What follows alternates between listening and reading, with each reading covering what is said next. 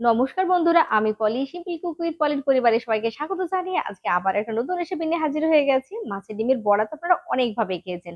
একবার এইভাবে কালিয়ে বানিয়ে খেয়ে দেখবেন, এতটাই টেস্টি, বারবার কিন্তু সবাই বাড়ির লোক বায়না করবে। তো চলুন কিভাবে বানাবেন।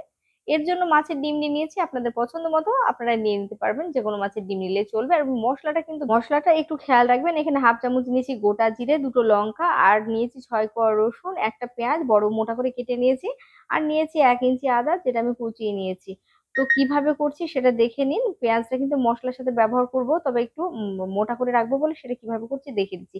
আর একটা পেঁয়াজ নিয়েছি আমি লম্বা করে কুচিয়েছি, আর একটা ছোট মাপের পেঁয়াজ নিয়েছি যেটা একদম সরু করে কুচিয়ে নিয়েছি, ডিমের সাথে ব্যবহার করব বলে। চাইলে কিন্তু আপনারা এখানে লঙ্কা কাঁচা ব্যবহার করতে পারেন, লঙ্কাটা কুচিয়ে নিয়ে। তো প্রথমে হচ্ছে আদা, জিরে, লঙ্কা আর রসুনটা দিয়ে আমি একটু ঘুরিয়ে নেব।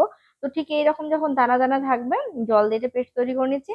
তারপরে কিন্তু এখানে দিয়ে দেবো পেঁয়াজগুলো। পেঁয়াজটা একদম ফাইন পেস্ট হবে না, আপনাদের বলে রাখি, যারা শিলে করবেন সেটা কিন্তু একটু আধ ভাঙা থাকবে, সেরকম ভাবে করে নেবেন। দেখে নিশ্চয়ই বুঝতে পারছেন, ঠিক এইরকমই কিন্তু মশলাটা প্রয়োজন রয়েছে।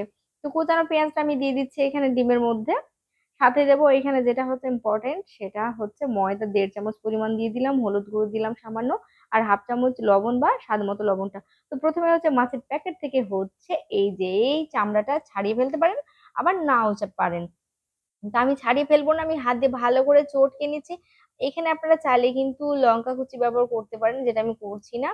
তো এইভাবে ভালো করে চটকে নিলে কিন্তু এই যে পাতলা যে স্তরটা, সেটা কিন্তু ফেলে দেওয়া যেতে পারে। আমি কিন্তু ফেলে নিয়ে রেখে দিয়েছি। তারপর তেলটা গরম করে নিয়ে যেমন বড়া ভাজেন ঠিক সেরকম করে, কিন্তু বড়া ভাজতে গেলে তো একটু কড়া করে ভাজতে হয়। আর এটা কিন্তু একটু হালকা করে ভাজবো, যে দেখে নিশ্চয়ই বুঝতে পারছেন। এই যে অল্প অল্প করে আমি দিয়ে এটা ভেজে নিচ্ছি। এবার আপনাদের শেপটা কতটুকু করবেন সে তারপর কিন্তু ডিপেন্ড করছে আপনাদের ইচ্ছের উপরে। ঠিক আছে। তো এইভাবে আমি ভেজে নিয়ে তুলে নিচ্ছি, কিন্তু আমি বারবার বলছি একদম মচমচে লাল করব না, তবে ভালোভাবে সেটা ভেজে নিতে হবে। তো বাকিগুলো আমি একই পদ্ধতিতে ভেজে নিচ্ছি। এই টিপস গুলো একটু খেয়াল রাখবেন, তাহলে কিন্তু ভীষণই ভালো হবে। বাকি তেলের মধ্যে আমি দিয়ে দিলাম এখানে শুকনো লঙ্কা, তেজপাতা, আর দিয়েছি পাঁচফোড়ন, তারপরে যেটা লম্বা করে পেঁয়াজ রেখেছিলাম সেই পেঁয়াজটা দিয়ে নিচ্ছি। তো হালকা আছে এটা ভেজে নিতে হবে, একটু ফেনা হচ্ছে কারণ হচ্ছে বড়া ভাজা হচ্ছে জানেনই তো। তো চাইলে আপনারা তেলটা চেঞ্জ করতে পারেন, নাও পারেন। তো একটুখানি 1 মিনিট নেড়ে নেওয়ার পর দিয়ে দিলাম টমেটো। তো টমেটোটা আমাদের বাড়ির ছিল। তারপরে এখানে দিয়ে দিলাম লবণ, হাফ চামচ বা স্বাদ মতো লবণটা। চাইলে কিন্তু পরে আপনারা লবণ অ্যাড করতে পারবেন যদি না বুঝতে পারেন। তো আমি এখানে পরে লবণ অ্যাড করে নিয়েছিলাম।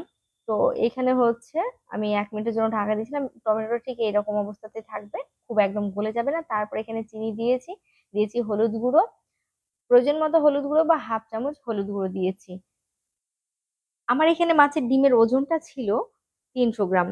তো এখানে তারপর নেড়ে চেড়ে দিয়ে দিলাম এখানে মশলাটা। তো মশলাটাকে ভালো করে কষিয়ে নিতে হবে।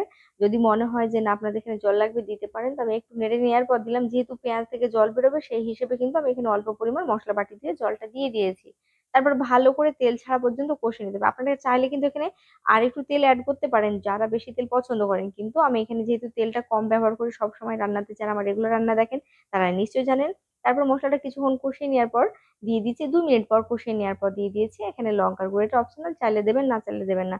আমার মনে হলো এখানে জলের প্রয়োজন রয়েছে, তাই জন্য 2 চামচ পরিমাণ জল দিয়ে মশলাকে খুব ভালো করে কষিয়ে নিচ্ছি। এই যে দেখতে পাচ্ছেন হালকা হালকা তেল ছেড়ে দিয়েছে। অন্যদিকে কিন্তু আমি গরম জল করতে দিয়েছি, আমি এখানে গরম জল ব্যবহার করবো। আমি প্রত্যেকটা রান্নাতে সকলকেই বলে থাকি গরম জল ব্যবহার করবেন, তাতে করে রান্নাটা অনেক বেশি ভালো হবে। এই যে সুন্দরভাবে কষানো হয়ে গেছে, তারপর দিয়ে দিলাম গরম জল।